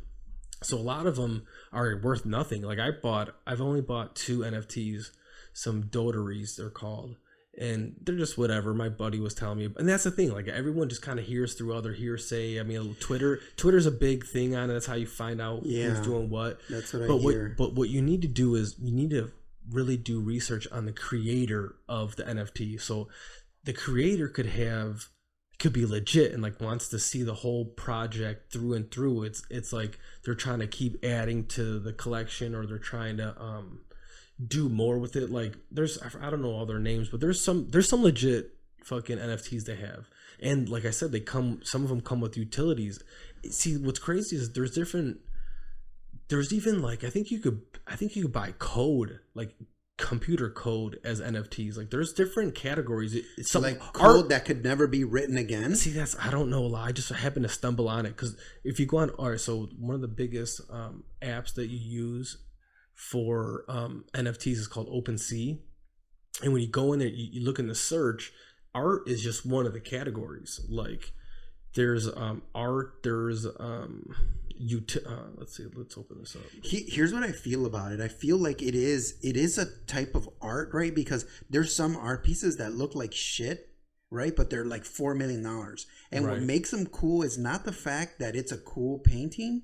What makes them cool and valuable is the fact that other people think that you're cool for owning it, and they can't. It's a flex. That's what I'm trying to say. That's what NFTs all are. You wear clothes, you buy cars, you buy those things in the physical world right now is a flex. Yeah.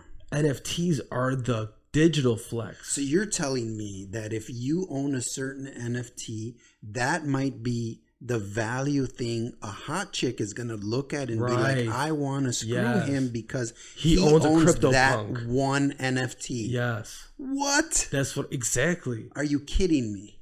Exactly. That's if there's certain, I guarantee right now, if you were an owner of a crypto punk, if you're one of those people who bought it, they were giving them away for free at one point. Okay. And if you once upon a time, if you happen to be one of these people who had one that because you can also offer to buy people's without them trying to sell it. Like you could put a bid in and be like, hey, I want to buy this off you. And they can just turn it down if they want. So people shown their videos of like a Kylie, I think it was Kylie Jenner tried to buy this one and the guy denied her, and he put that on his Instagram as a flex, like, look, I just denied this. Yeah. She's trying to get in on this shit and I denied her, and it worked. This bitch. But that's the thing, is like you could just there's people who are putting their NFTs on their walls of their house, so it'll be a LED screen of their shit, and that's also a flex. Like you could bring it to the physical, as well. Or there's people, I've seen it where they had it on their fucking chain. They made little crypto punks, the ones they got on their chain. It's not digital, but it's like a platinum piece. Image, yeah. And I mean, it is that. It's that thing. Wow. I don't know, man. It's just like you own nothing. See, all right. So you can go to OpenSea, and there you can see the art. You can see collectibles. You can see domain names. You can see music. You can see photography. You can see sports and trading cards and utility. And this is all digital and virtual world. None of this is physical. Correct. Wow. And so so you start clicking on these things, on any of them, and you could start, you could just, all the people who are selling shit, and I'll just randomly click on people and never heard of them, see what they're selling. They have shit going for like 100 ETH, which is like, I don't know what ETH is even going for right now, but I think it's like 30-something hundred. ETH is a cryptocurrency. It's too much. It's too much. It's too much. Right. It gets to be a lot, man. I mean, there's so much you got to get into, and I still haven't figured out this money thing. My bank account is. It's $3,500 for an Ethereum. That's for a $1 worth. No, for one Ethereum. Okay, one Ethereum. It's $3,500. Wow. I bought it at $2,600, I think. So wow. I'm up a little. Yeah. But that's how you have to buy NFTs, though. Yeah, these are the two that I have. Interesting. That one's not like, and the art isn't like astonishing. Huh? It's not like, whoa, look at that. It's not that at all. I don't know why it's not showing up. It's just stupid. These are worth nothing. I paid, I don't know, a couple $100 for both of them, and they're worth nothing. It's probably, I don't know if it was a pump and dump, but. So you can't even sell them for what you bought them for right now. Right now, correct. But potentially, maybe if everything goes well and everything aligns, and you have all the plans aligned your way, at some point you're gonna make some money. Somehow. Maybe. The only way it works is if these are in demand. If they all of a sudden go into, like, if that creator of that started creating a bunch of other ones, and let's say they got really popular, well, then people will be like, well, I want to own all this guy's stuff. Then they can go back into the first generation of shit, and then that's where I could possibly come up. Yeah. See, there's people like, who Gary Vaynerchuk is? Yep. So he came out with NFTs, and they're the most rudimentarily hand-drawn doodles. Like, literally, like, stick figure. Did he draw them? Physically drew them. I can see if he dies tomorrow, they'll skyrocket.